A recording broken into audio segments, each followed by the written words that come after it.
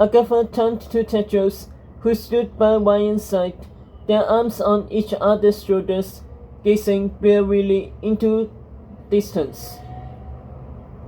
Then the king and knights went wicked. Agatha followed their eyes. Out of the smoke and embers came the snake, his suit of screams shredded from top to bottom, revealing the young mortal flesh of his pale chest and legs. Blood and bruises covered his milk-white skin, his body weakened by the depth of his armor. But the snake lifted, moving towards them with clear purpose, his emerald eyes haunted in on Tetros through his green mask still intact.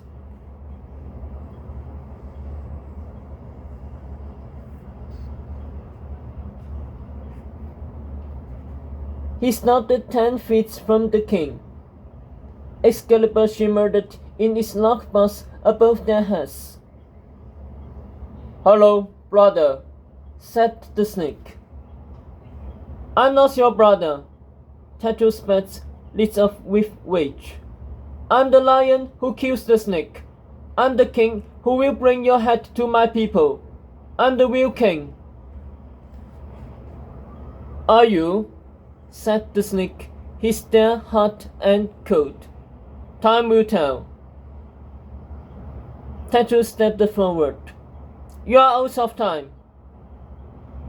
The king stripped off his armor, revealing his bare golden chest.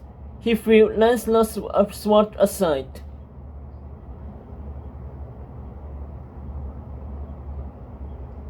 "No magic, no weapons," he said. "We end this tonight." "Tetros, no," Agatha said, seizing his arm. He pushed her away, glowering at the snake. "You and me." The snake stepped forward, torchlight casting shadows on his reported torso. "You and me," said the snake. "Witches, mark it," Tetros ordered. And the dance was sprinted around the two boys, dripping oil. Hester's demon set the ring aflame. "He doesn't fight fair," Agatha insisted to Tetros. Tetros didn't listen. "On your signal," he said to the snake. "Younger brother first," the snake cooed. Tetros clenched his teeth. "Now!"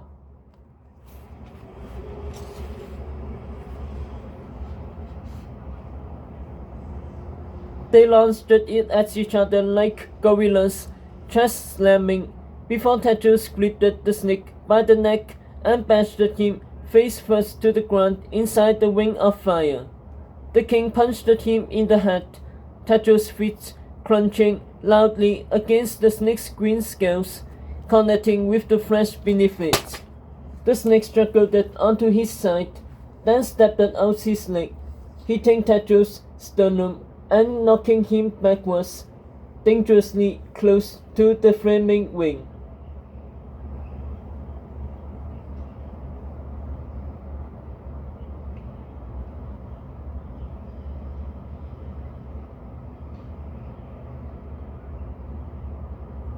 Agatha clasped Ryan's arm.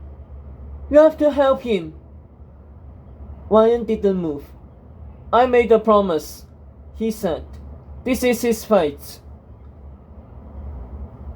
The snake lunged forward and clobbered the king, clawing at Tetros' face, opening up bloody scratches.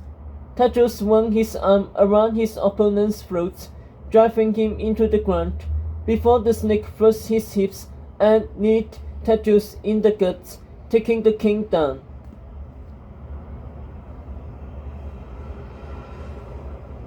Agatha watched in horror as Tetros weathered blows from the deadly villain, while her friends looked on anxiously from outside the ring.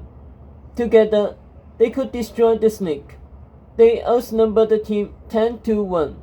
It didn't matter what Tetros wanted, not when he might die. She lurched towards the wing, about to bound over the low flames. Ryan snapped at her back. "His fight," he said.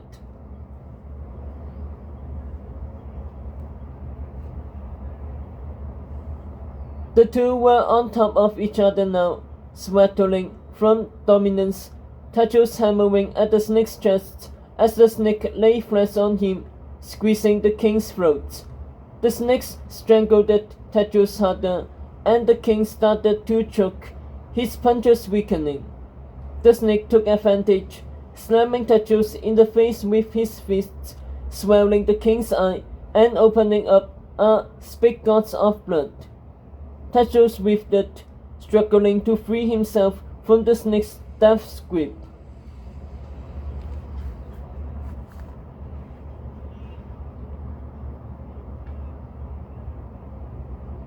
"No!" Agatha cried, trying to break from Ryan's grasp. The king turned blue, wheezing from his last breaths. Tetros shoved his palm onto the snake's face, and with a stifled cry, he muscled the green mask backwards, the king grunting desperately, about to pass out, until at last Tetros managed just enough space between their bodies. He jammed his boots against the snake's ribs and crushed him as hard as he could. The snake toppled backwards and fell close to the flames. In a flash, Tetros was on him, gasping from breath, punching the snake again and again. "That's for Chadwick," he said, belting him. "That's for Lancelot," he said, walloping him harder. "That's for Lady Grimling. That's for the Lady of the Lake." Blood seeped through the scales of the snake's mask, his body listless. "That's for me," said Tetros, delivering the hardest punch of all. He stopped to take a breath. The snake kicked him in the chest, sending Tetros flying out of the wing, his bare back grazing the flames and searing red. Tetros landed in dirt, blooded, bruised, and burnt. Agatha rushed to his side. "Tetros!" He was still breathing. Slowly, he lifted his muddy head and looked up past his princess to the snake in the wing. The green-masked villain had moved, still flat on his back, surrounded in a pool of blood. Agatha remembered that Chadwick posted the same way in a painting, the first page of a fairy tale that was now about to end. "Come and kill me, little boy," the snake wept. "Come and kill your brother." Tetros staggered up, but his legs buckled and he fell back. He tried again. Agatha stopped him. "Let me go, Agatha," he panted, blood streaming. "He'll kill you," said his princess.